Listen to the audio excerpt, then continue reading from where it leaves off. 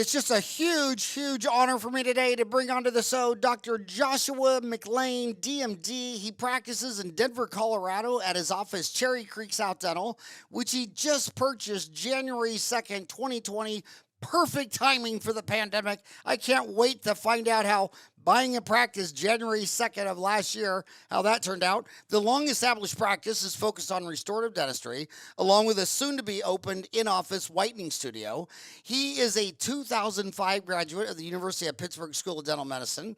After a GPR at Maimonides Medical Center, he practiced in Manhattan for 7 years and then relocated to Denver with his wife and cat. He recently welcomed a son in December. He enjoys the challenges of practice ownership and the personal growth that resulted. Worked for 2.5 years in mobile dentistry for seniors after first moving to Denver. Licensed to practice in both the states of Colorado, California, New York. He's an experienced clinician, brings a fresh, sincere twist to family and cosmetic dentistry, utilizing a modern, youthful approach to achieve high-level results, placing a large emphasis on patient care. He creates strong dentist-patient bonds. Listening and working together with patients contributes to individual and natural outcomes and builds on an ever-increasing repeat customer base. A native of Southern Cal, he has been influenced greatly to implement minimally invasive dentistry. Although the sunshine and beaches of La Jolla were tough to leave behind, he was enchanted by the Rocky Mountains and has since made it his home. As modern dentistry progresses, so does Doc with continuing education. Learning is key to staying ahead of the latest industry trends. Invisalign certified. He enjoys patient transformations one smile at a time. My God, you lived in Manhattan, Southern Cal, and the Rocky Mountains. That's like the 3 best areas of America. How would you compare them? All very different, all very fun. I think it's really great to live in the different places to truly experience stuff. I think you visit things and you get one view of it, but living in a place, just you really get in the nooks and crannies and kind of figure out how to get around. So I've loved all of it. And even went to dental school in Pittsburgh, as you mentioned. That was a great time. And I was lucky enough that my roommate was from Pittsburgh, so we got to know the area. And I think America's a huge dynamic place, and it's great to explore, living in different areas. And America has such a weird brand because when I lectured, I've lectured in 50 countries, and my gosh, when anyone come up to the class says, I visited America, I always cringe because I know what it means. It means they flew into New York, went to the Greater New York Dental Show, never left Manhattan, and Right. thinks that's the United States of America. And that's true, like, over half the time. I'm like, well, did you ever get out of New York City? They're like, no. Like, okay, most people in America have never even been to New York City. But I loved it. I always love to ask questions, but you talked about, let's talk about the good industry news. Since we're in the middle of a pandemic, the listeners are asking me to ask all my guests, would you take the vaccine today from Pfizer, BioNTech, Moderna, these messenger RNA vaccines? They want to know if you personally would take it. So I've got my first shot, and my second one is scheduled January 28th. Okay, but remember, his last name is McLean, so a shot to him, an Irish boy. I'm not talking about a shot of Jameson. Yeah. I'm talking about a vaccination injection, a jab. Are you talking about a jab or a shot of Jameson? Well, it's like I said, I'd take both those shots. You'll take both of them? I'd take both those. Yeah. I mean, not a problem. I mean, here in Colorado, a lot of people are vaccinated. My whole office is now, first shots. Most of the doctors I see, my wife saw her doctor today, and I went with her. He had both shots already. So here is the distribution network is very good. And I think a lot of physicians have already had it. And it's great for the patients because they know, that's one more level of protection. It's one more level of protection for my office. If someone in my office were to get COVID, I've got a small office. I don't have, lots of backup. So that would be a problem. So yeah, for us, not a hard decision. Some people would look at you and think, well, it should be a hard decision for you because you're a puppy. I mean, how old are you? 38. So why would a young, healthy 38-year-old? I mean, I'm 58. I'm 20 years older than you. I'm like that horse behind you, except I should be taken to the vet and be put down. I can see why an old, fat, bald guy should experiment on this new messenger RNA. But why does a young, healthy 38-year-old need to? And I'm not asking you because I'm thinking that. I just know that's what people are thinking. So, well, let's from personal perspective, that one more level of protection means that if, so I got to think about it as my office too, because I have a lot of older patients. So I'm not just treating myself.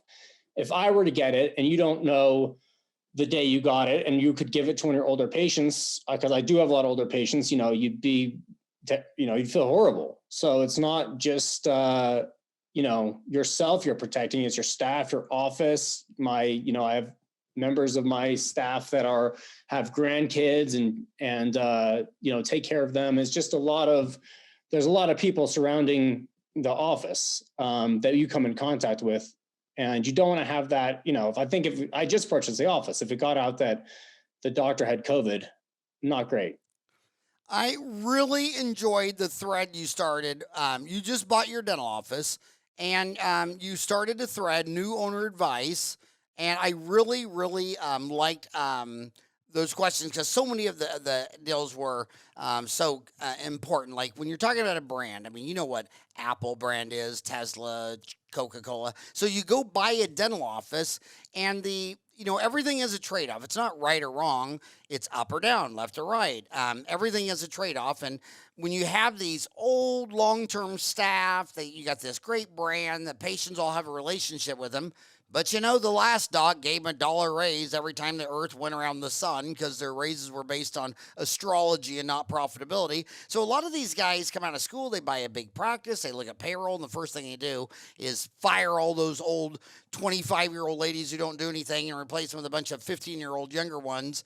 And I noticed that the first reply to you was, give everyone a raise, $1 or $2, even if you don't like them. Best way to keep that goodwill. And then the next post by Randy, try not to change staff initially. Get a feel for patients and staff. Decide how you want to lead before you take over and be consistent. If you start off very laid back, it will not go over well later if you become very strict. Set expectations, be their boss. Do not try to be their friend, but be friendly and kind. Learn to ignore the other doctor did it this way. Most staff do not want to learn something different. So and that's great advice, because why would you pay all the money for Coca-Cola and then as soon as you buy it, change its name to RC Cola? I mean, so why would you buy this dental office, which you're selling the invisible? The only thing they know is the staff. They don't know what the difference between an MOD and a PFM is. So how did you navigate all that? And how did that all go? So I took the advice of, I think it's Brian Hinks, he's got a great book about practice transitions, and he's a dental CPA. And his advice has changed nothing. As much as you want to do, he's got a book? Do this, do that. Yeah, it's a book. What's his name? It's not on the tip of my mind because it's been a while since I've read that, but he says just change nothing. And I think that is the best advice, especially because you want to be honest. And when you're going to meet the staff, you're going to, purchase the office, but before closing or soon after closing, you're going to meet the staff, and they're going to want to hear what you have to say. And I think it's great to go in there and say, I'm not going to change anything I like what you guys are doing. And then not only say that, but to stick to it. And that's what I did. So, my goal was to, not change anything. That went a little sideways when the pandemic hit, and we ended up going to a cloud management software because it was just so much easier to check people in with the car and things like that. But do you think it was Dental Practice Transitions by David G. Dunning, or How to Buy a Dental Practice by Brian D. Hanks? Yes, Brian D. Hanks. Brian D. Hanks. Buy a dental office. We got a winner. Yeah. Oh, so continue. Sorry to interrupt, but continue. That's a really good book. He goes through, he even talks about, kind of managing staff and things, but not heavy. He'll do it in, a couple paragraphs, just sort of basic things. And it's not only how to buy it, but what to do after you've bought it a little bit, but it's a good summary book. So I think, I took his advice, didn't change anything as much as I possibly could, because, I bought the practice because it really was mostly working well. So there wasn't, I wasn't buying something where I was like, I'm going to come in and, it needs all this, this, and this. I liked the product it was putting out, and I didn't want to, cause too many big waves. That is so cool that you did that. I remember when I had my first boy and Eric wasn't born yet, and I was starting to think to myself, my gosh, I wanted to learn math or chemistry. I read a book, and I take it back. Eric had already been born, and number two was in the oven. So I went and found. I did my author search, and then I only found one book written on how to raise a boy by a PhD. That was in like 87, 88. So I read that book, and I tried to make sure that I wasn't just reading dentistry and economics, that I was reading one book on how to raise a sapien, since that's the most important task you're ever going to get. And I'm sure you already know what to do because you started with a cat and then you moved to a human.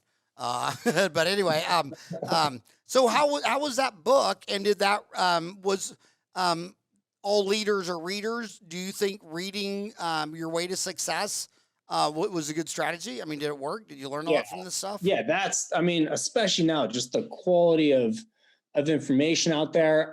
That book is just, it's 100 pages. They're short and they're just packed so well with, every, just high quality information. So that, I think, that's a great book to start. And then The Practice Launchpad is another book I read recently.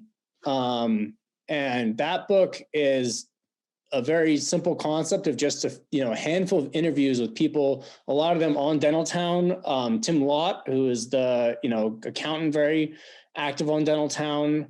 Kira Dent, who's not on Dentaltown as much, but she's got the A-Team is her consultancy. So I think it's, interviews with probably 20 people and just such condensed, good, high quality information, because a lot of times those threads, you get stuff that repeats over and over and you wish you just had sort of the consensus idea on things. And I think that book is a great way to, rather than before you'd have to go through all the, Dentaltown thread on this, and it's not as condensed. And that book is basically all the condensed information of stuff, that's really experts on things. So that's a really great book as well. Yeah, I love that book. And the foreword was written by the author, David Maloley of The Relentless Dentist, The Titans of Dentistry. That was just a legendary book. That was Dr. Chris Green and Taher Dune. How do you pronounce Taher's last name? Dune? I'm not. Yeah, I think that's right. I'm not actually sure. And they started the Practice Launchpad. They have the book and the podcast, and it's a great podcast. The Relentless Dentist on it a lot. Mark Costas, who's just up north of Phoenix here, the dentalpreneur, he's on it. Design Ergonomics, HR for Health, CEDR, Denographics, Marie Chatterley, Tower Realty, Ben Tunay, Jonathan Van Horn, Scott Dental Advisors, Chris Phelps, Kiara Dent, Divergent. I had everyone, but I did not know Tim Lott was in that one too. He is. He's got they interview him as well. So it's all the people that, you recognize probably every one of those names. Yeah, every one of them. Right. And that's just from rehab. We were all there at the Betty Ford Center. But yeah, that is so great that you can read your way to success. I mean, I just really like that. Yeah, I think more and more the information is, people are willing to share so much. People are so, unafraid of giving tons of free content. The stuff Cure Dent just allows them to reprint in that book about, protocols for people, her categorizations of when an office is doing well and what your percentages should be, your KPIs, your metrics. It's all in there. And I mean, that stuff I think was locked, I felt like Rick Workman had locked that behind a safe at some point and thrown away the key, but now it's just out there. You don't need to have a huge DSO to be able to know what the metrics and KPIs you should be shooting for. Well, let's talk about the DSOs, because that is There's so many people that are just, they think it's the ruination of dentistry. And I said, well, first of all, what's your personal framework? I mean, that was the whole deal of relativity, is what is your framework? Maybe as a dentist, it's not good, but maybe as a patient, it's good. Maybe as an insurance company, it's good. Maybe if you work at the damn hospitals where 8.5% of all the emergency room patients are odontogenic in origins because all the doctor's offices closed. I'll tell you one thing about DSOs. When I started in Arizona, if you fell off your bicycle and broke something on a Sunday, you better hope it was your arm or a leg, because the hospitals are open. But if it was your front tooth, you couldn't find a dentist on Sunday. If you couldn't do it. And when the DSOs started rolling in, and Arizona's number one on the DSOs because our governor passed a law that if you're licensed to do anything in another state, you're licensed here, whether that be accounting or medicine or nursing or dentistry. So now 18%, 18 out of 100 dentists in Arizona work for a DSO. They're all moving here. It's crazy. This is like ground zero for DSOs. And a lot of people say, oh, that's going to ruin dentistry. I said, dude, you know how many dental office chains now are open 7 to 7, 7 days a week? I don't think the patients are complaining about these DSOs. But what do you think about when you went to open a practice, not only during a pandemic, but with all this competition? How did DSOs factor into your decision of still buying your own practice versus what some people do and says if you can't beat them, join them? Well, I knew that I wanted to purchase my own because I liked the autonomy and the challenge and the personal growth that was going to result from owning. I like many dentists, worked for DSOs, and I just felt like I would, grow a lot more and be able to read a lot more and bring a lot more of myself into owning my own. And I also owned the real estate of my office. So that is something I really think can be a good benefit, because there's some tax advantages to that. And there's, some pride in kind of owning the whole thing. So for me, I really knew that was my path. And also just the groups I follow and the people, those are all owners. And so I connected with them more. I think that was a big thing. I'm part of the Dental Success Network, and they're all, it's all private practice owners. Well, not all, but, a good majority on there. And those are a lot of people I liked and connected and liked to chat with. So that was sort of my tribe. And I wanted to, go with that path. Now you're talking about Mark Costas. Yeah. Yeah, you know what I love about that? Every time he has some thing going on there, I always get to have extra fun company that's flying in from other states. Eric is coming out here. He's always got great faculty, all that kind of stuff like that. So talk about my buddy Mark Costas, and what does that mean to you, and why was that a good thing?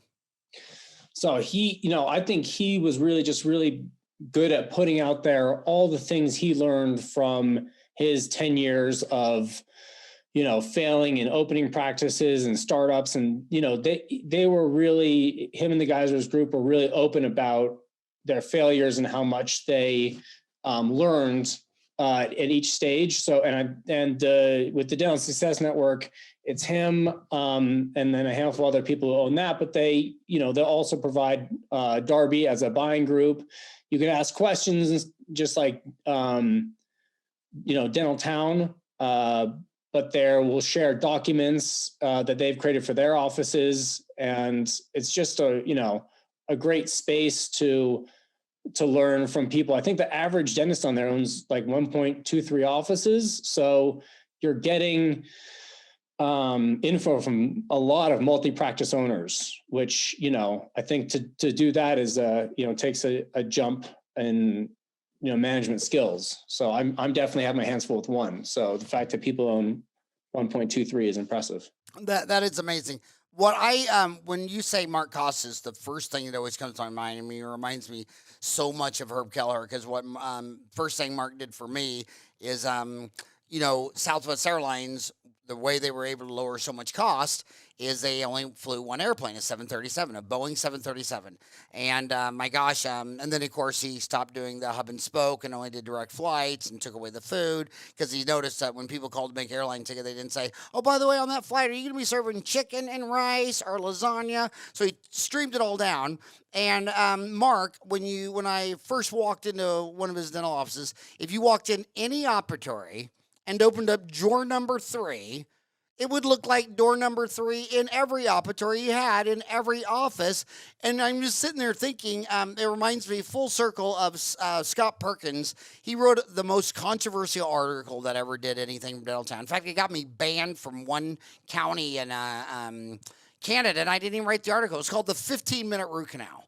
And of course, all the internet was like, oh, dental town, those horrible people, telling people to do shitty dentistry and 15-minute root canals.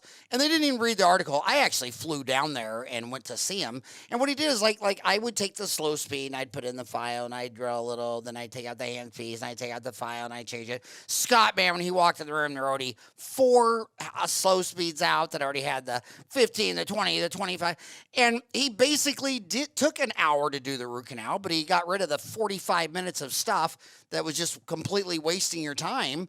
And every single movement, every single motion. And I thought to myself, how many times are you in a dental office and you say, oh, give me a tooth sleuth? And they got to get up, take off their gloves, change rooms. Like, damn, dude, with PPE, mask, gloves, I mean, it's a tooth sleuth. And then you go to other dental offices and they say, well, I got to wait 15 minutes because we only have one Cavitron and the other high.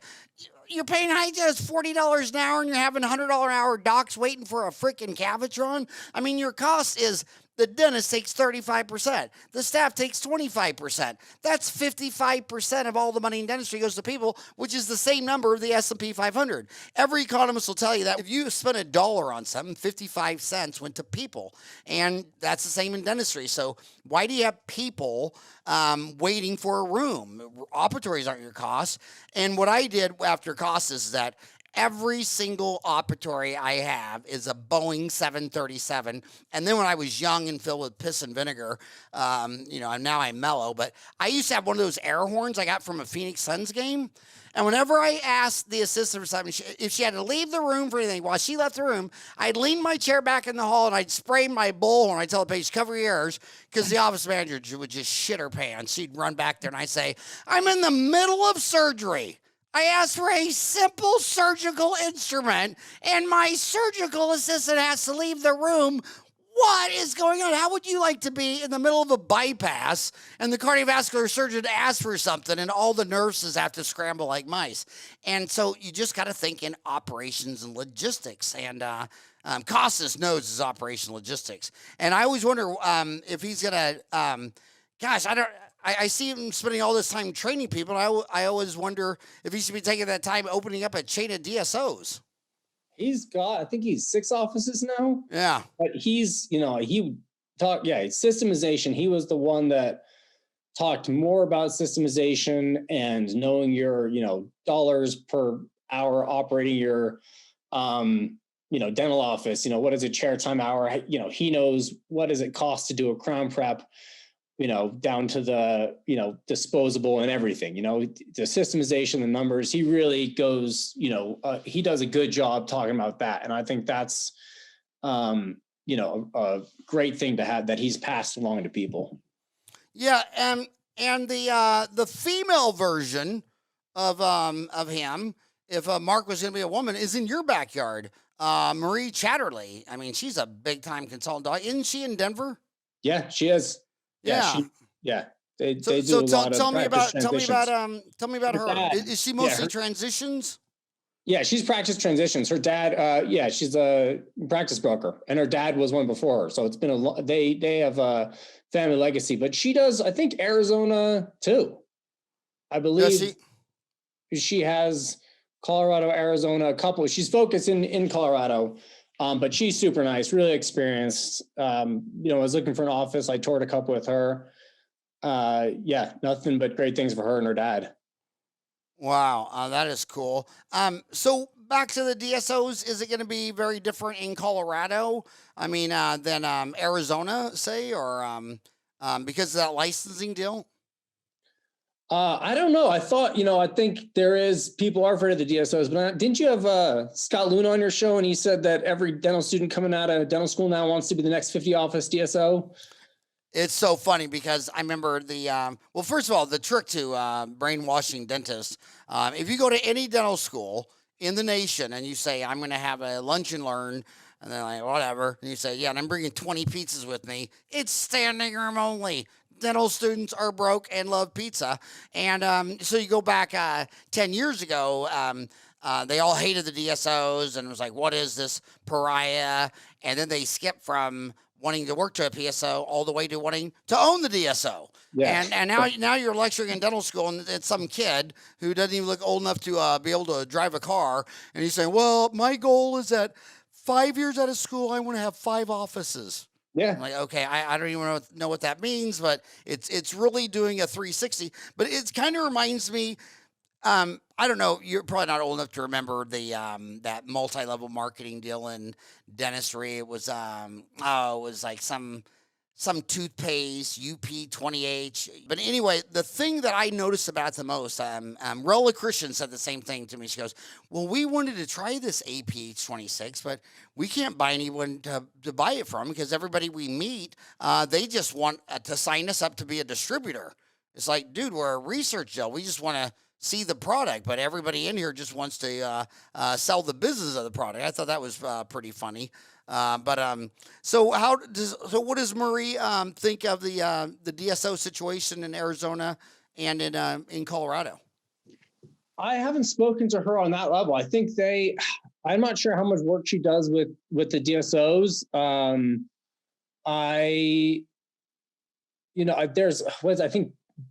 We do have Pacific Dental here, so that's very common. They have a big presence here. Peak Dental was one that had a lot of DSOs. There's plenty in Colorado, as I'm sure there are now in lots of states. So I don't, I'm not sure the numbers in Colorado, but I see only because I know Pacific Dental's branding, I see more of them. So I think they probably have the biggest footprint here. So that makes some kids scared. They're like, what were you thinking when you decided you were going to go set up a dental office? And it's not like the old time days. These are very, very competitive companies with big scales of economy. Why did Steve Thorne's Pacific not keep you from starting your own office? What made you still have the competitive instincts to want to go into that thing? Well, I think, you work at the DSOs and like you said, they're open 7 to 7, often taking a lot of insurances, and they're, just, seeing a ton of patients. And I guess for me, it was, and that did, when I worked for them, that was scary because like, oh man, you can, these DSOs are seeing, hundreds of patients a week or, like that. But for me, and because I have a small office, I actually can't even see that many patients a week. And so there's, that makes me think there's plenty for everybody because really, it's not all, oh God, what did Rick Workman say their average office now that they're de novos, aren't they like 15 ops and 3 docs or something? They're huge. So that you think, oh my God, is there enough patients for everybody? Because, they're seeing so many, but as a single practice owner, I'm really open, 28 hours a week. So I'm not seeing that many people, and I'm seeing them pretty slow because I'm seeing, like an hour, I have basically like an hour and a half for a crown prep, an hour and a half for seat. I just don't need to take that many. I know if I just have quality people and take my time, it's just a different, I don't feel like I'm in the same sphere with them. And I'm really just kind of competing with myself and how much I can learn. And I don't even worry about them because I do feel like they have a different business model. So it's not, something I'm worried about. I have a lot of older patients who kind of like that older style. So we sit and chat, and I like it. I don't even think about it. There's so much to learn and so much to grow. It's like, you can't even put thought on, the DSOs when you're doing the owner, because there's so much to learn and grow. And if anything, it's just good stuff that they've put out there with all their information that they've put out there in terms of practice management. But yeah, it's just you against yourself. It's golf. You just said it. It's golf. You're competing with yourself. It's not boxing. It's a golf game. And the same thing with teacher. You know, I'm so sick of hearing for 32 years of everything dental school didn't teach you about this and that in business. I made 4 kids. Dental school didn't cover that. In fact, I'm still waiting for my mom and dad to give me that talk before I get married, the big sex talks that none of my Catholic friends got. But, the best teacher in the world is yourself. Doctor comes from the Latin word docere, meaning to teach. And what you have to do is you need to find the time, the energy, the discipline to be naturally curious and continue to teach. When I'm thinking about different business models, a lot of people start talking about first there was single, then there was group practice, and then group practice, multi-location is all the DSOs are about. But there's a lot of other business models. And you did mobile dentistry. And during the pandemic, my gosh, everything is delivered to your house. You get a pizza delivered to your house in 30 minutes. Mobile dentistry. Is it something where my first question is, what would be better, to pull up in your regular car and take something in and set it up, or buy yourself an RV and have the dental office ready to go? What were your thoughts? You did mobile dentistry for what, 2 years? Yeah, this was for seniors. So our clients were about usually 90 to 100 in assisted living, memory care. We had an RV. We'd bring them out into the RV, and that was set up.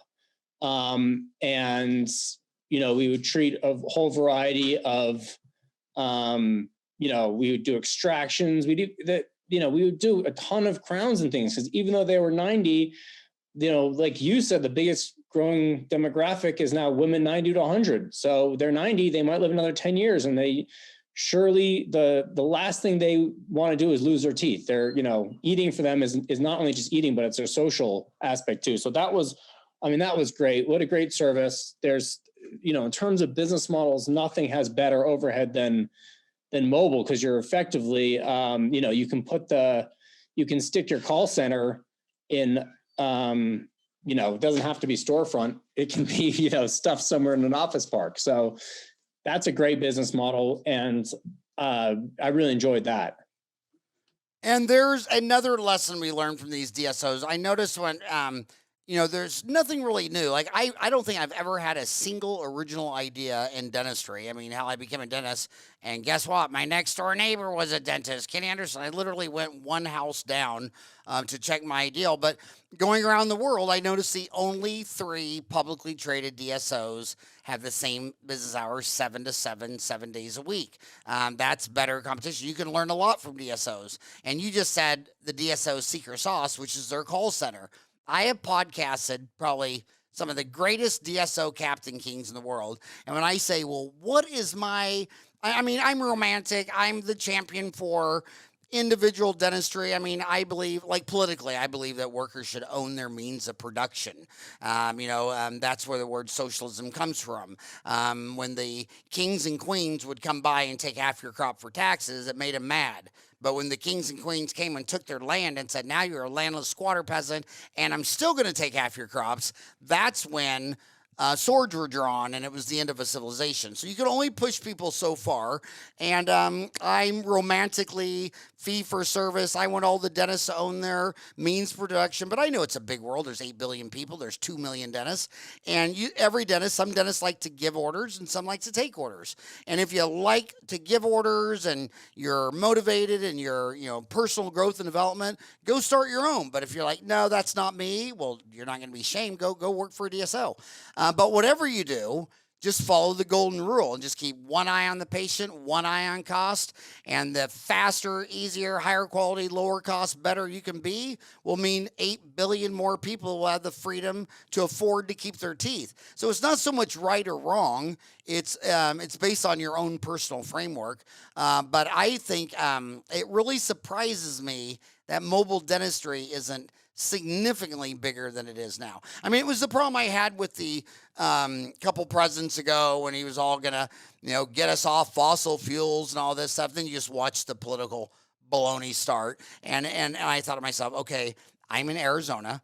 We have the largest nuclear reactor in all of the United States. It's a 3-reactor deal. Right now, 20% of all the electricity in America is made from nuclear. You could scale 20% to 100% in 4 years. Just take one reactor design and multiply it out. In fact, you could just multiply out the same one. Oh, but they didn't want to talk about that. They want to talk about solar and wind, which wasn't even 1%. They just wanted to keep dabbling in solar and wind. It's like, if you were really serious about this issue, you would have fixed it in your first term, but you went 2 terms and you're still talking about solar wind farms and all this stuff. So people are just crazy. But I look at mobile dentistry and think, man, why isn't mobile dentistry like 10% of the market? I mean, it seems like a no-brainer. And I think that you're talking about, people owning, and I think for me, part of owning allows the autonomy and able to be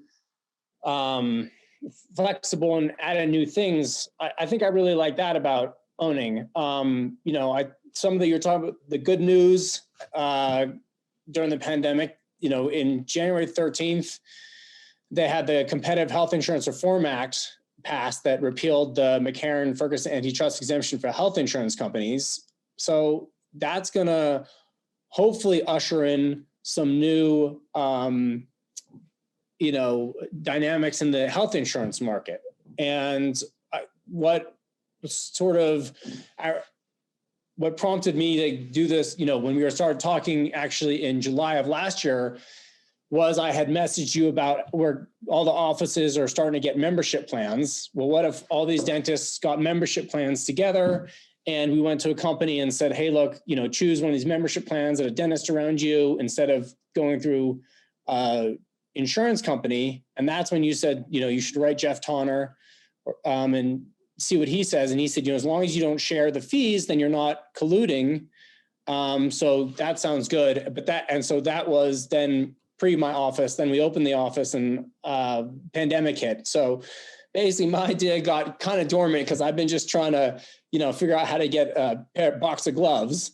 But in sort of talking about that, I had messaged Chris Phelps, who you mentioned because he was in the practice launchpad. And he said that, he's working on an idea, and he's in Charlotte, North Carolina. And he's the dentist that started Golden Goose Scheduling. He's an author, entrepreneur, great guy, but he's starting with physicians and dentists, and he's basically saying, take your membership plan and put it on the exchange. So we think of like Obamacare, the exchanges, put your membership plan on the exchange, and then people can basically buy your dental office plan directly. So that goes around that, the companies, and now we know a lot of people losing their jobs, so they're losing insurance.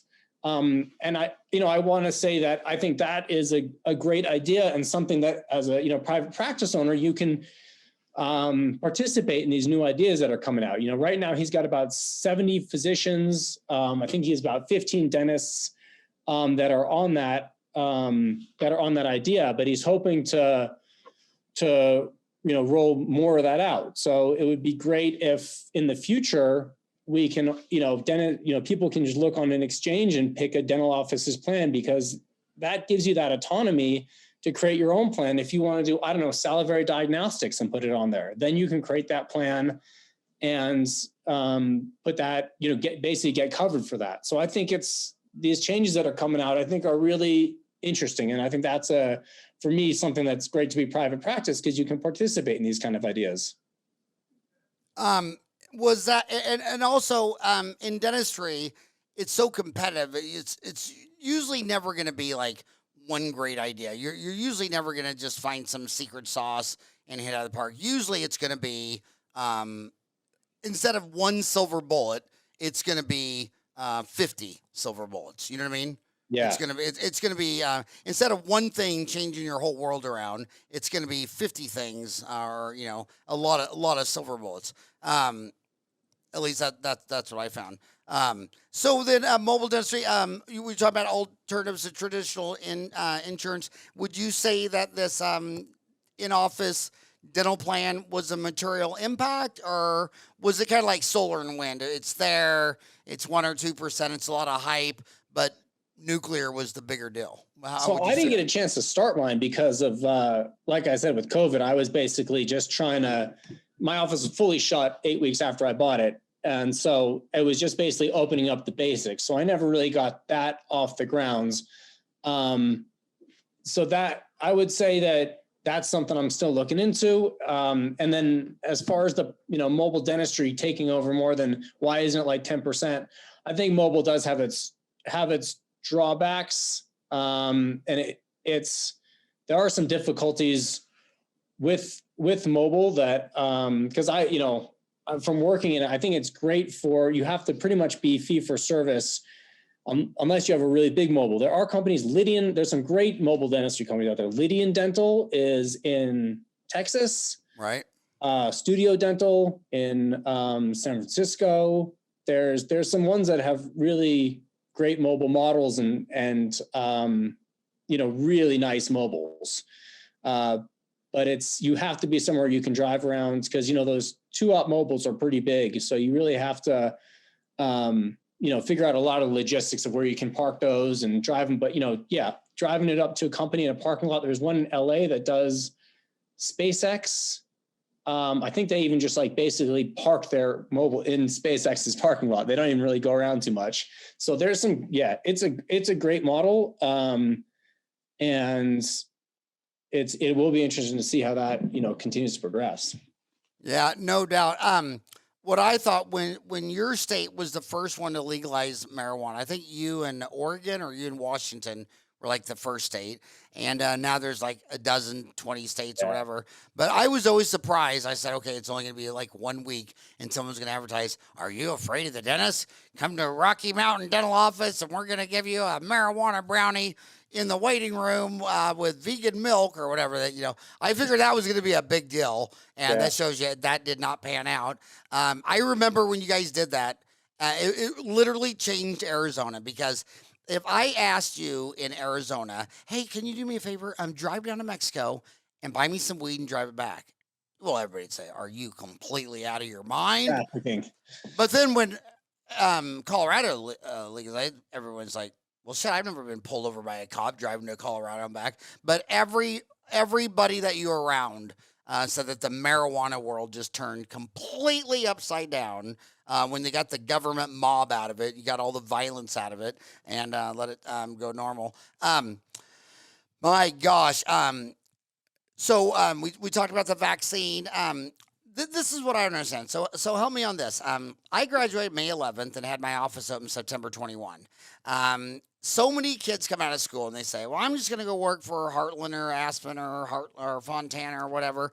And I just say, okay, and why are you going to do that? Oh, I got a lot of student loans. I got $400,000 student loans. I don't really want to buy a practice. I get the student loans paid down, and then they just want to change conversation to refinancing their student loans or things like that.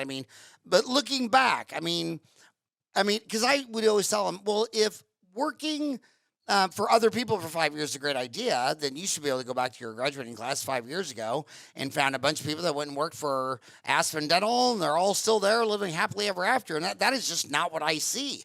I see them come out of school, and whether they work for a DSO or private practice, it doesn't matter. They hate their job and change every year. After 5 years out of school, they've had 5 different jobs. And a lot of them only open their own dental office because they've hit rock bottom. They're so miserable. They hate it so bad. They say, my God, I hate this so bad. I'm just going to do it myself. And it's like, okay, I was there like 4 minutes after I graduated. But what do you think the journey is about working for others before you work for yourself? I think that, it's great to see different business models. People might want to find out what they're comfortable with. Maybe some people will say, I only want fee, to do fee for service. I can't imagine, doing anything less than that. And some people might say, I'm happy with PPOs and higher volume. I like, doing things at a faster pace. And so there are different business models. I think that's a good place to experience those. I think some of the DSOs are great about giving lots of CE. So it's a great way to learn CE. I think going out and working before was for my graduation period, that was one of the, better ways to learn the systems. But now I think, you read the practice launchpad, you ask Costas, you can get those systems and get that information much easier. You don't have to, work for Heartland to see the patient flow. That, there's people out there who will give you that. So I think you can definitely cut down the time and the learning curve. I think the learning curve is flatter now for opening your own office with how much good quality information and how well organized it is and what people are willing to share. I don't know if people were as willing to share their, the Google Doc of all their, breakdown of everything, whereas now people will do that for you. So that's out there, but people do graduate with twice the debt I graduate with now. I think people graduate, some people's 500,000 or something like that. I mean, I think Rick Workman's opinion is that some people never climb out of the debt that they have because it's so much. I don't know if that's true, but I'm not, an accountant, but I think that's the. Well, he had to go all the way to Canada to get rid of his $1 billion debt. So, the last thing I want to hear is Rick Workman slamming debt. That guy, he became a billionaire in dentistry because he had the balls to go get the most debt. I mean, God dang, did he double down on dentistry and the debt and all that kind of stuff. But what I love to hear about the DSOs the most is when someone says, yeah, I went and worked for Bob Fontana's Aspen and so and I worked there for about a year, got some experience, but man, the minute I nabbed the regional director who's in charge of training all the front office for the whole state of so-and-so, I knew I was going to hit a home run out of the ballpark. And that is just, I mean, that is everything. I mean, and then when I hear someone says, well, I worked for Heartland 3 years, didn't learn a damn thing. Oh, let me get this right. So Rick Workman owns 1,000 dental offices. Every dentist I meet in my life can't even tell me the cost of an MOD composite. Doesn't even know he sells it for 9 different prices. Doesn't even know he makes money on 3 of them, loses money on 6. And you're telling me you work for the guy that owns 1,000 dental offices and didn't learn nothing? Right. I don't know. Are you an amoeba or a fungi? I mean, that just doesn't make any sense to me. The only thing you just told me is that you have a horrible attitude. So yeah, the DSOs, you might not like it as a dentist, but I think the patients and insurance companies are going to like it. Convenience, more competition, all that kind of stuff. So now let's talk about practice manager software, because when I first met Rick in Effingham, Illinois, he was in the same town as Eaglesoft, which was later bought by Patterson. And when he started his deal, I knew he was going to go with Eaglesoft because, hell, the town only has 10,000 people, and that's the only other major company, and it's in dentistry too. He went with Dentrix Enterprise. And now you're talking about cloud-based. I would say Dentrix has at least half the offices because it's owned by Henry Schein, and they're just huge. And then I would say next was Patterson, because Patterson's the next level of that. Benko and Burkhart didn't want to get involved in that. They thought it was too high risky. They didn't want to risk you hating them because of some software they sold you. But it looks like Open Dental is the only one growing because they're the only ones that don't advertise. And they do not advertise, and Nathan told me that they're growing too fast. I mean, they only want to ramp up like 2 new programmers a month. They don't want to ramp up like, so they want a controlled growth, not an explosion. But you talk about this practice management software moving to the cloud. Some people think that's bleeding edge, not leading edge. What practice management system did you go to, and how much of that decision was based on it being cloud-based? And is your internet good enough to where you don't regret that decision? So I moved to Tab 32. You've podcasted their CEO before. I can't recall his name. And I think that as far as a software, I think it definitely had a lot of bleeding edge components that were sort of smaller things, but a lot of the bigger things, a lot of the bigger chunks, it did well. And the fact that you could have forms just linked easily on your website. You could have people do things on their cell phone. You could put up an iPad and they could do the forms. It's totally paperless and very easy to communicate. You didn't need to pay for emails. You don't need to pay for, I think if you have Open Dental now, some people will have like Yappy and like Lighthouse and Open Dental, and like it's like 3 programs kind of stacked. Whereas with the cloud programs, it's just one, and it's all inclusive. So for that, it's cleaner for that. The internet, yeah, we have fiber internet, so we don't have issues. It's not, it can sometimes not be blazing fast, but it's never like, it's like a 5-second count and you'll get whatever you need. But that is maybe different from most places that I don't think everything has gigabyte internet yet. Yeah. And all these people who think that we live in the greatest country in the world, there's a lot of countries with faster internet speed than the United States. I mean, Korea. I mean, there's just Singapore, I think it's what's that? Isn't Singapore? Oh yeah, Asia. I mean, and that's why they did so much better than the coronavirus, because this wasn't, they dealt with it in 2012. People keep forgetting that this was America's first rodeo with that virus. It's the same thing with Ebola. You've heard of Ebola outbreaks all the time, and Africa has massively changed their response to the Ebola virus, but most Americans still don't even know one thing about the Ebola virus because it's never happened here, just like they never worried about SARS in 2012, because in the 2012 outbreak, when SARS came to America, it was horrible. It killed 38 million souls, but they were all pigs, so you didn't care. And so this one's going to make us better for the next pandemic, which is my next question. When I got out of school in 87, the HIV AIDS virus pandemic had just started in 79, which went on to kill 37 million more people, which now Moderna says their second vaccine will actually be for HIV. That would just be so romantic. Go watch the best movie ever done on that pandemic. It's called And the Band Played On. Crazy good movie that just summarized. Did you ever see that movie? No. Oh my God. And the Band Played On. That was the best movie. But anyway, that's what got us to wear gloves, get rid of the cuspidors, stop having water piped in from the street to the high speed. But I mean, all these things started because of that. We even couldn't even wear short sleeve shirts. That was the thing in Arizona that really pissed off my staff is, it's a desert. And 6 months of the year, it's over 110 every day. And all my staff wore tiny little white shorts and white T-shirts and white shoes, and they all loved it. And HIV came along and said, no, you got to wear long pants. And they were like, well, how do I catch AIDS by wearing shorts? And I say, I know, it's the government. It's crazy. But it really made us prepare for this pandemic we're in now. And what I want to ask you, Joshua, is what did the AIDS pandemic not prepare you for? What did you have to do differently because this coronavirus that you weren't doing for a bloodborne sexually transmitted disease that you are now doing for airborne disease? And how much of it that you see today is hype? Like some of it's already expired. Like, remember negative pressure rooms in March and April? I mean, I had all these, if an oral surgeon called me, I knew it was about a negative air pressure room, and now like you don't even hear it again. So what did SARS do to you in your dental office that AIDS didn't prepare you for? We have air purifiers.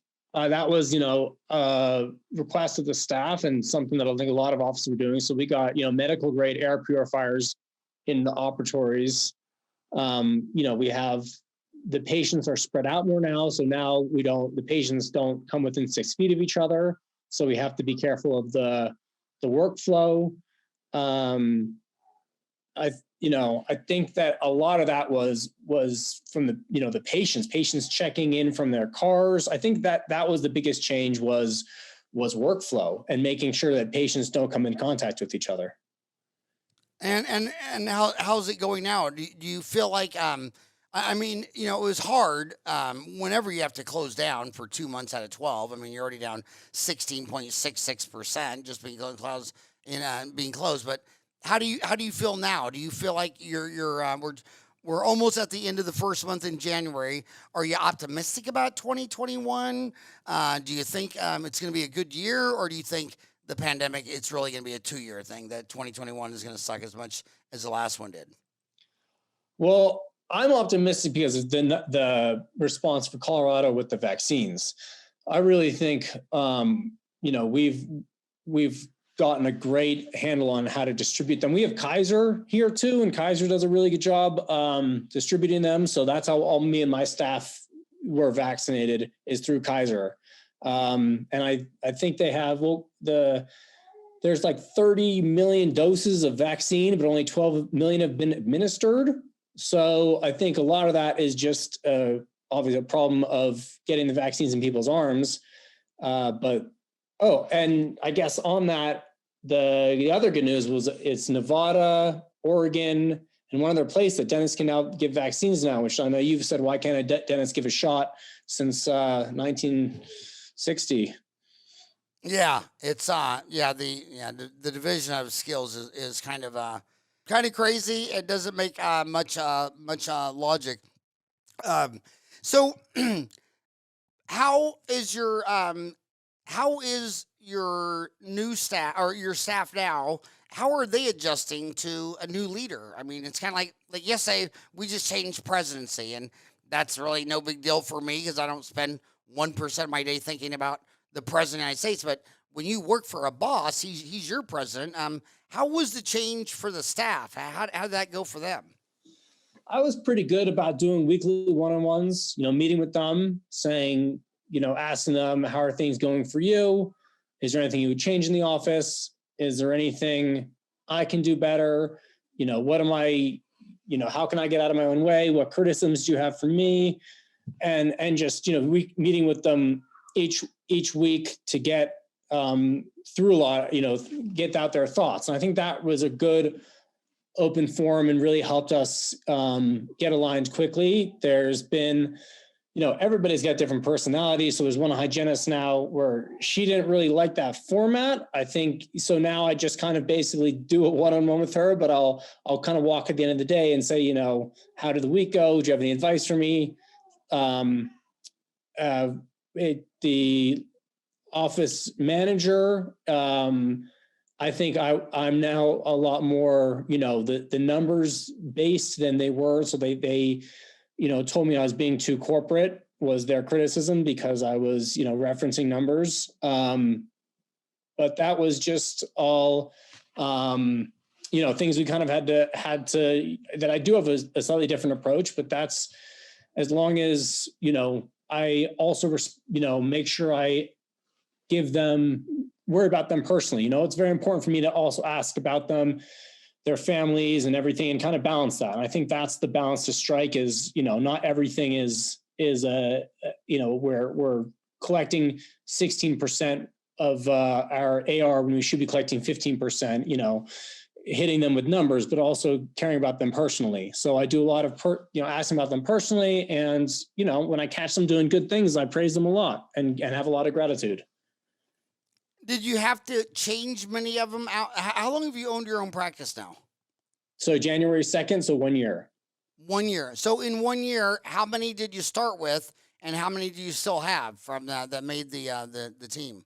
I started with 5 of the original, and I have 4. So the one hygienist who'd been in the same operatory for 25 years, long-time hygienist, great patients, really good rapport, really wanted to keep her. But when the pandemic hit, her daughter was pregnant, and the daughter said, you can't go from a dental office. And the daughter had lived in New York before and now moved back to live with her in the home. And so the daughter said, you can't go to the dental office and potentially get COVID and bring it home. So she chose to retire at that point. She was mid-60s or so it wasn't out of the realm, but it was tough to lose her. Patients still ask about her.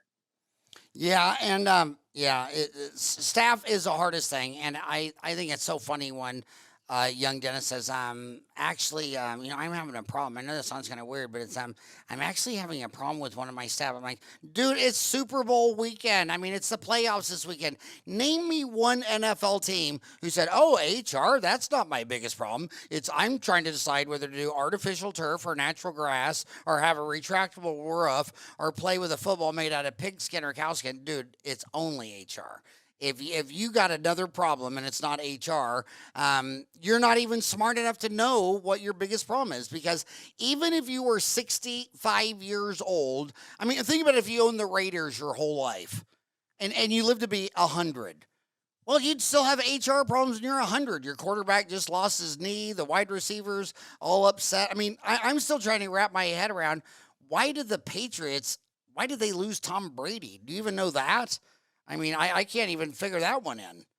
Yeah, and now he's in the playoffs. Yeah, I mean, I'm rooting for that team because that's the old Cardinals coach, Bruce Arias, right? Oh And yeah, but I mean, it's like I don't even want to watch the Super Bowl with the quarterbacks. I want to watch Bruce Arias and the Belichick.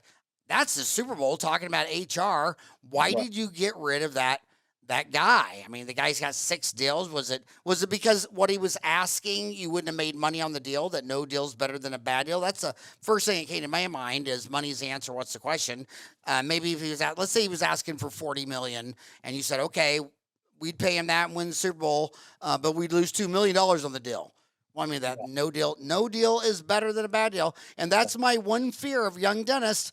Because the biggest mistake young dentists make all the time is they're taking a shower that night and they're thinking, when my hygienist said blah blah blah, I wanted to say blah blah blah, but I didn't say anything. I wish I would have said that. That's a deal. The other one is when the patients do it. You're always a young dentist, 25, and the patient talks you into doing something you don't want to do, and they're like, "Oh, you can do it. You do this," and then you do it, and then it fails, and then it all hell goes loose, and you're sitting there thinking, I knew before I even numbed them up it was a bad idea. So the question is, you knew it was a bad idea, so why did you do it anyway? You knew you should have said A to B. Why didn't you? But those are the toughest things in life. You asked one of the questions on starting a practice is you bought a practice, right? You bought it. yeah. Did you just buy the practice or did you buy the land and building? Or did you become a dental business owner or also a real estate commercial property owner? I bought the building as well. So the property was 5 suites in total. I occupy 2. There's an orthodontist in one, a pediatric dentist in one, and a mobile dentist that has their brick and mortar location in the other one. And so I think it's great. I think having real estate is a great, I think it's a great thing if you can do it. If you do it, if you get it, I had learned from Mark Costas about doing a cost segregation analysis, and that's something you should look into because it'll help with tax savings. But it's, we have 3 tenants and it's not all easy because we have tenants that take up a lot more time than others. And, if you do have tenants, then it's another job. It takes up hours and you only have so many hours per week. So you have to be, careful about, I think, how much hours the, building ownership and tenants can take up. It is more than I expected.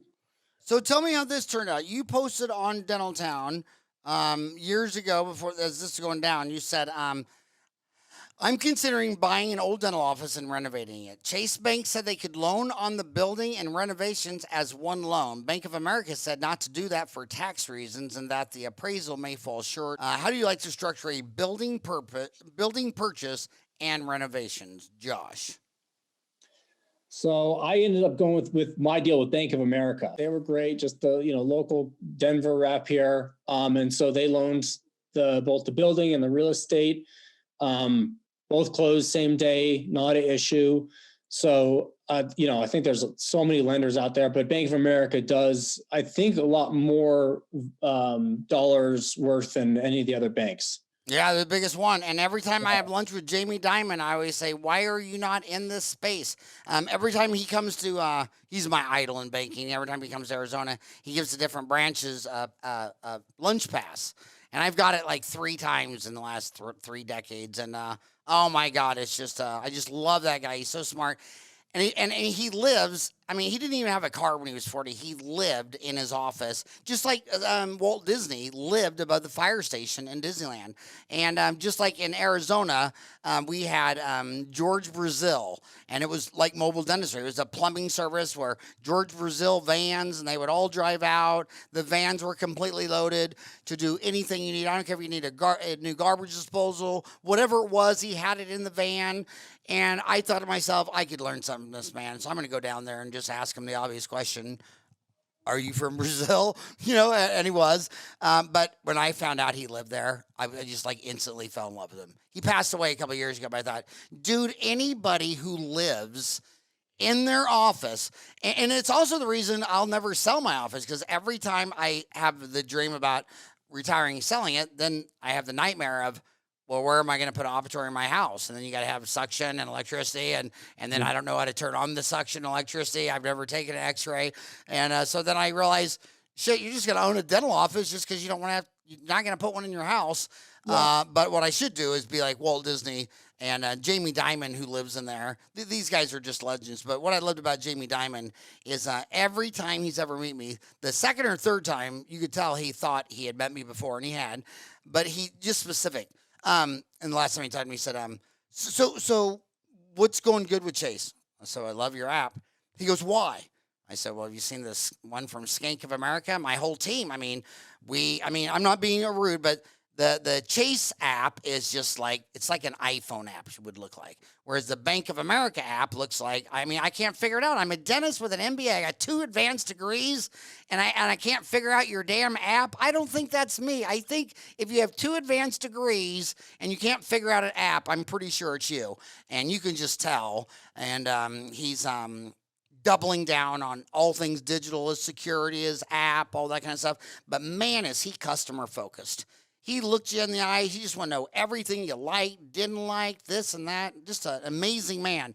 And in fact, I noticed that with successful dentists too. Like dentists, you always know when they should be an employee, is they'll get done doing a molar root canal. And when they're done, 112 times out of once, they'll walk right to their private office and shut the door. I'm like, hey, asshole, come here. Did you know you ran 20 minutes late? Yeah, and Frank's up there, and he's pissed off. Your receptionist is all stressed out, and it's all because of you, and you just came back here. Why don't you go work the room? You go to the nicest restaurants, and the owner's a chef, but he's not back there peeling potatoes. He's working the room, and then if he sees me in there, he's always going to, buy me some special something or an appetizer or a shot of ouzo or something, but he's working the room, pressing the flesh, running for mayor, because I don't know what's in this recipe. When you tell someone they have 4 cavities, hell, what are they supposed to do? Pray to Apollo? I mean, if you say I have 4 cavities, I'm just looking at Josh thinking, well, how do I trust this guy or not? I mean, is he a sociopath? That's why politicians are always standing there with their wife, their kid, their cat, their dog. They're just trying to tell you, I really don't have, I'm really not a sociopath, but you can tell they are because they're running for political office. And I don't think I've ever met a politician that wasn't a sociopath. But back to real estate. I thought one of the funniest books I ever read, Deja Vu. Well, Howard, can I go back? Go back. You have to remember, it just depends what your product is. So the dentist who does the root canal and leaves, I guess, he thought what he's selling, his product is the root canal. Whereas the product at another office, like, is the relationship. So that's basically my office. When you talk about the DSOs, was I afraid is this? Well, no, because they're probably selling dentistry, whereas I'm trying to sell relationships. So that's the division there. And I think you've got to, if you just think about it as you're selling relationships, well, then that will help you, remember to chat with the people and, connect after.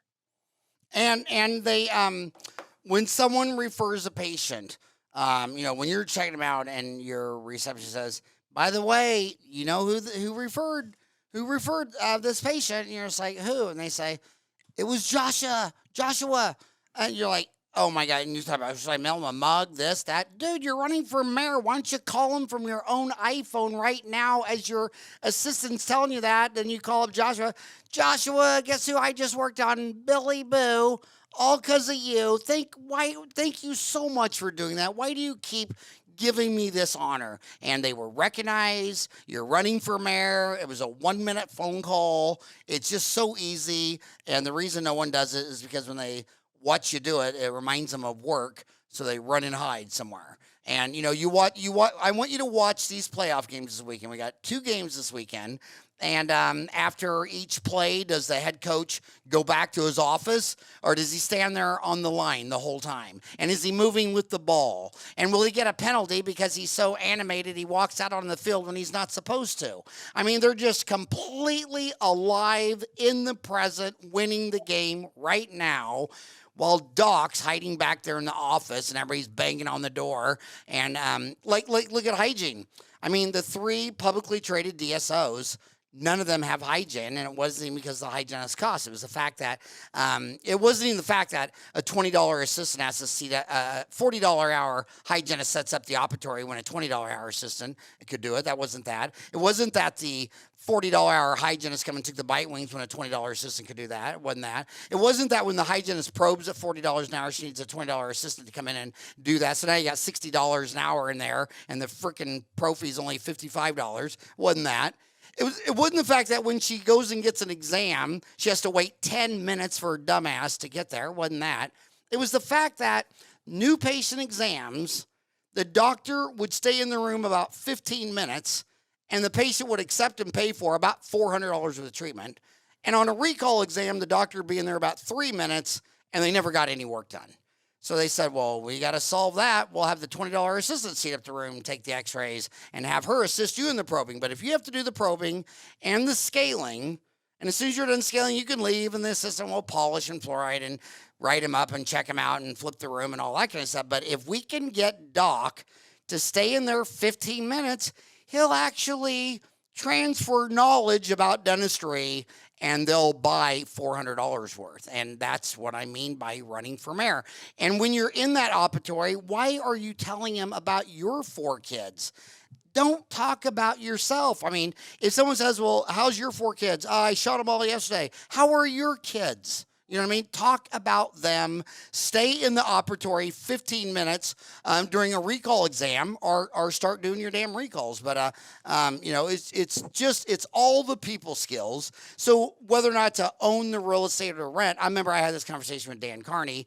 I grew up in Wichita, Kansas. The biggest billionaire boy on the block besides the Koch brothers was the Frank and Dan Carney. And, oh my God, we were in high school. It was me and Jim Bell. Those were in the days where you would go to the payphone with a dime.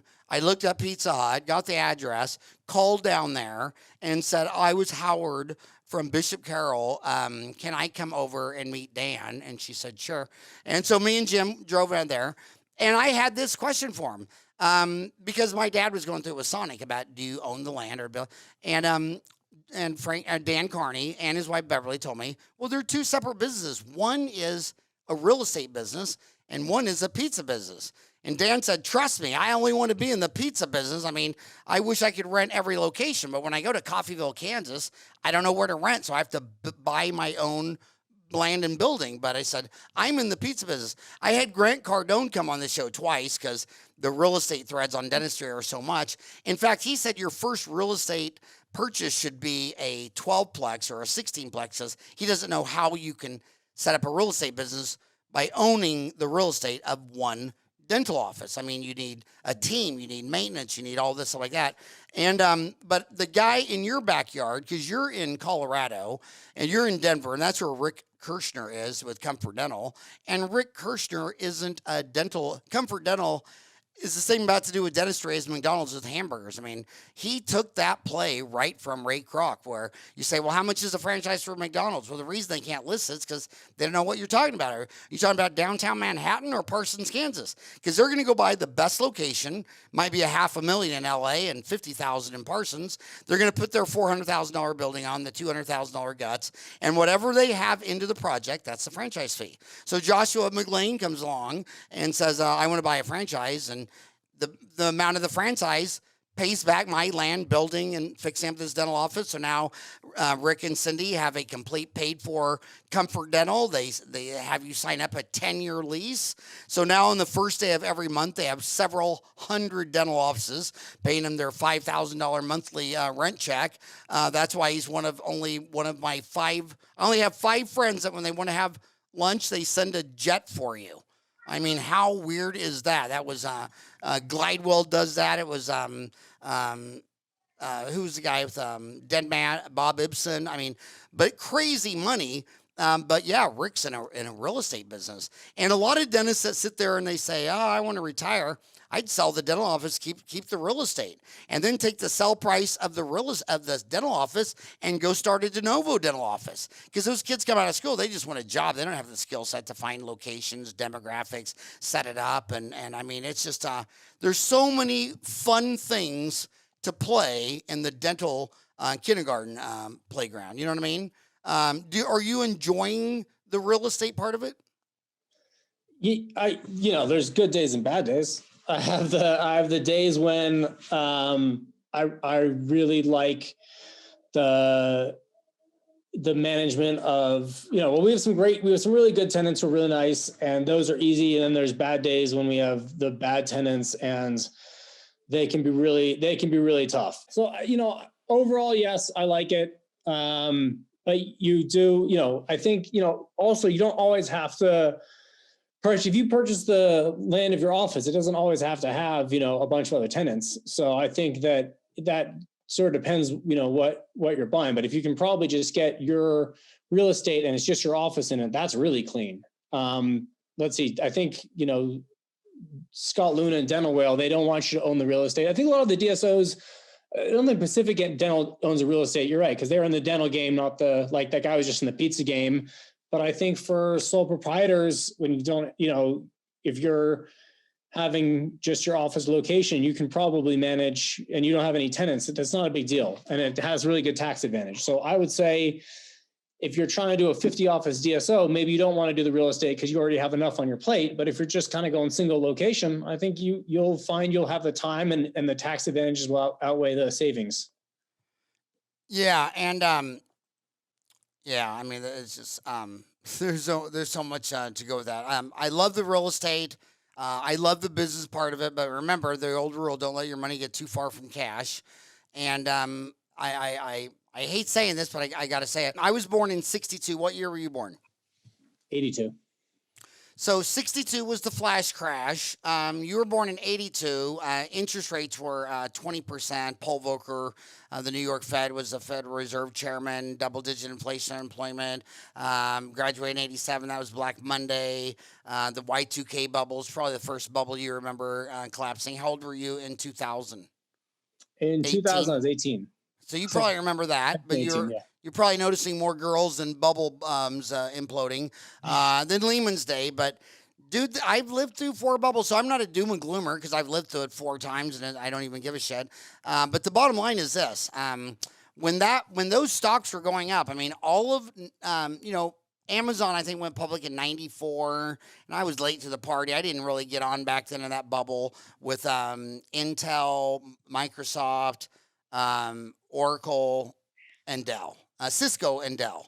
And those are my 4 stocks. And Michael Dell's dad was an orthodontist in Texas. And I just rode those 4 stocks from like 95 to 2000 and made, I remember 99, it was the first time I ever made more money outside of working as a dentist with my hands. I think I made $384,000 in 99 just from stocks. So you were, and everybody's talking about it's a bubble. It's like, I know, but I mean, that's what everybody's doing. But then when it started to get insane near the top, I cashed out in November, and it crashed later in March. I sold my $1 million McMansion a year ago. I'm cash is king. I'm this close to just selling everything, but I mean, I'm not going to be that crazy. But I don't want to be sitting in a $1 million McMansion when my 4 boys all own their own house and they have 6 children of their own, but cash is king right now. And these are some crazy ass times, and I've lived through this 4 times. And a lot of people, you know, when you study the 40 to 60,000 U.S. bankruptcies a year, a lot of them are great businesses. They just ran out of cash. They had cash flow problems.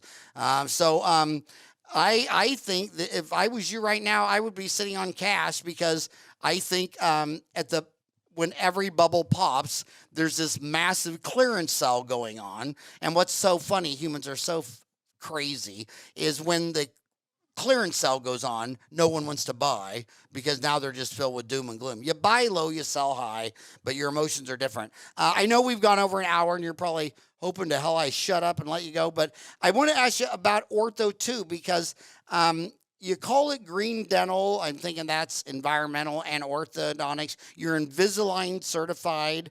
It seems like there's 2 directions you can go for. Dentistry is a pretty flat industry in cleaning exams and x-rays and fillings. But where you see double-digit growth is just implants and Invisalign, clear aligners. How's the Invisalign certification ortho going? Do you like that? I did a lot of it previously in Manhattan. I mean, that's, like you said, there's a huge growth. I mean, that's like you see publicly traded companies now, Smile Direct. I mean, you can see the demand there. So I bought it in January. I thought I was going to do more Invisalign, but when I've sent a couple cases and they're a little more complicated, and I just don't have the workflow right now. I'm just with crowns, fillings, and that I'm kind of just keeping it really simple. So I haven't actually done a single Invisalign case in the office now in the first year, and I now I'm just kind of, I'm starting to basically just refer them out. But in the future, I don't have a digital scanner, so get a scanner, and then maybe do it. But I have to say, right now, I'm really happy just keeping it really simple. And there's the orthodontist, like I said, here's my tenant, so they just go across the hall and get that done. Nice. So, what is your goal this year on the new market and all that kind of stuff? I mean, the new practice, the new year, the new economy, the new president of the United States. We're opening a little whitening studio in the office. So one of our tenants is leaving, and we're taking over the space and doing a whitening studio, because I've had a lot of patients ask me about whitening.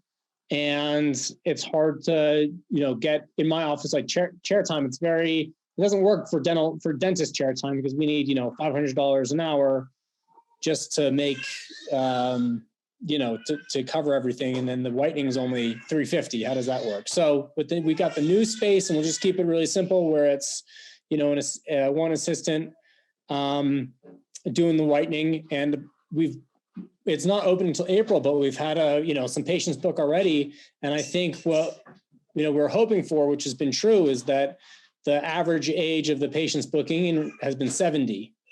So we're going through a much older demographic, but that is, people who have disposable income and aren't, the younger people that you can go over the counter much easier, but older teeth don't. So they need more professional whitening. So we like that. We want to basically get, kind of get into that space of older people who want whitening. And what whitening technology are you going to go with? Is there any? Is what? KOR. Oh my God, Rod Kurthy. Yep. And what made you go with Rod? Just because he's so sexy and bald, and just that going for him? Was that the main thing? Well, yeah. Besides the attractiveness, they've got a great product. It works. It's it really works. I like we have a rep, that we can work with. I think it's just the effectiveness of it. That product has, just such good results, and the chemistry behind it, and how, they help explain things. And I think they just do have a really good product. So we really like them. Well, I not to piss off Rod, but he sells much better cigars than he does bleach. Have you tried any of his cigars? No. Oh my God, he's the cigar man. I told him, get out of the bleaching business and just do your damn cigars because, that's like, I mean, that's just so politically incorrect. Anything smoking, you got to be tortured and beat up. But my God, he's got the best cigars ever. So It's a that's why I good business recommend. model. Get people's teeth stained with cigars and whiten them. Oh, right, yeah, right. That would be great. So my last question to you. My last question to you though is this: they're in they're in dental school. They're coming out $400,000 student loans. This is January.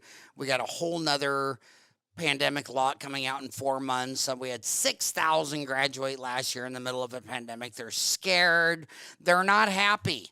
They're not happy people. A lot of the conversations go south very quickly. A lot of them are mad or upset.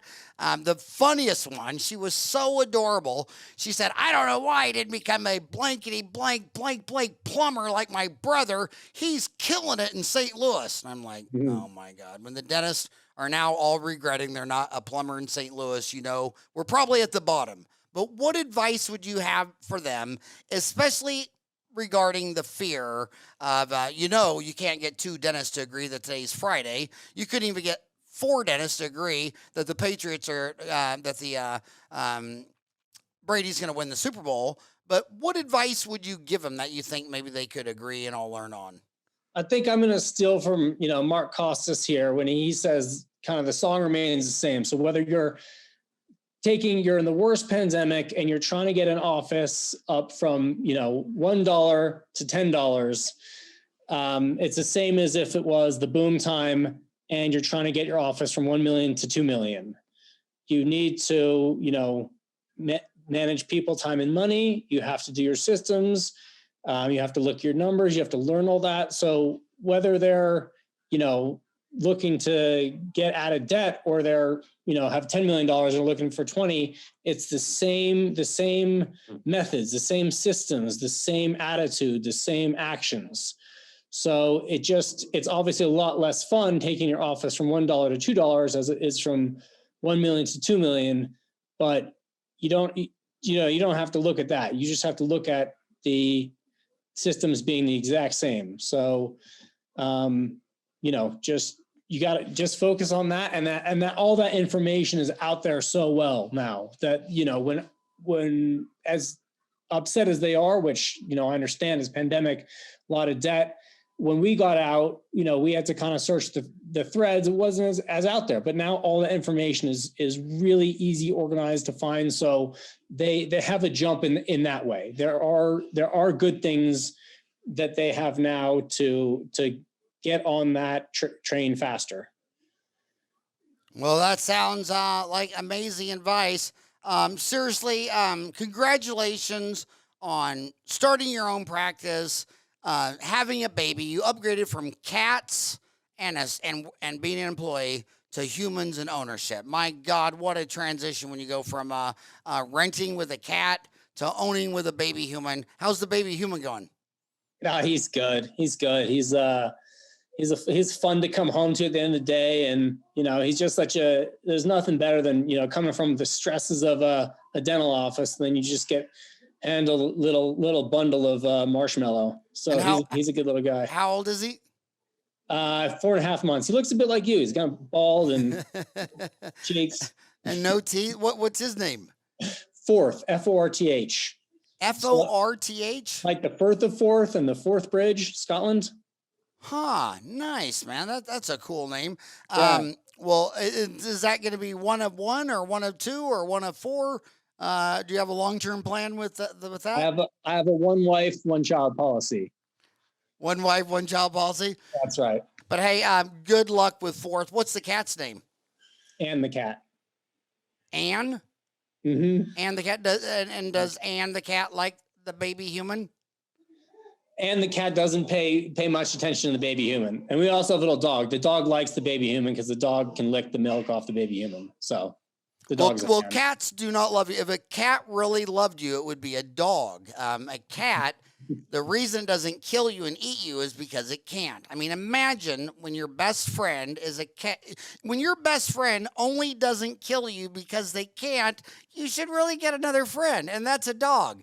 I love cats, but I love. It's kind of like my favorite is actually birds because that's a flying dinosaur. I mean, the only thing left of dinosaurs are the birds and the crocodiles, and I swear to God, man, when you look at some of those birds, especially some of those weird ones in Kansas, like those cranes and stuff, they got those in Colorado. But when you're looking at a crane, or sometimes you're sitting in your backyard, the reason I love birds is because when that bird comes and lands, you can just tell that's 100 million-year-old freaky weird ass dinosaur with no emotions. He doesn't want me to pet him or talk to him. He just doesn't kill me because I'm not a resource for him. So that's your cat. If you love your cat, you need to tell someone. You need to seek professional help. A cat is for your amusement. A dog is for love, and a human is amazing love.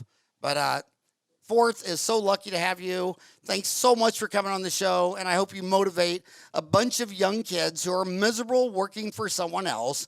That's never going to go away. And I can prove it on one last thing. You know, when you look at 200,000 years of anthropological evidence of humans, they all lived on the Eastern Ridge, which would be like in a modern day, like say Somalia or somewhere up around the Ethiopia, and that's where they lived for 200,000 years. But you know, when they move away from their parents, and then they move further away, people don't like other people. Now they're living from Australia to Argentina. That's proof you don't get along. Did you know that if all humans lived in the same density as Manhattan, all 8 billion could live on New Zealand? But the reason 8 billion people don't live on New Zealand is the same reason you working for another dentist isn't going to work. It's the same reason you're not living with your mother-in-law right now. I mean, she's probably the greatest woman on earth, but you sure as hell don't want to live with her. And if she said, hey, let's all live in one house, you'd say, I'd rather be homeless under a bridge. By the way, the vaccination process is really stepping up in Arizona, because I notice when I drive under the bridge, I see a lot of people with needles under their arms. So I assume they're self-vaccinating under the Second Street Bridge. I mean, all that fear they're feeling, that's the start of all great stories. Is you're unequipped, you're unprepared, you're fearful, and that's the start. You have to, from there, you find, you can find that guidance and start your narrative. But it's, normal, and it makes your story better. Now that I do own, it's getting through, it's, having that fear in the beginning and overcoming some of that. And it doesn't go away. I've owned my office for a year, but I don't feel 100% like I own it. I mean, our first year we did okay, but it was a pandemic. We were closed for 2 months. We made less than the year, the doctor did. So that, there's still that fear, but I think that fear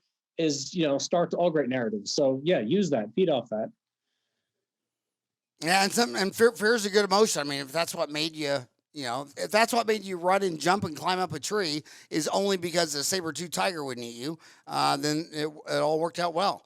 But again, it was such an honor to podcast you. Thank you so much for coming on the show. Yeah. Thanks, you're a legend. And you're too kind. And good luck with Fourth.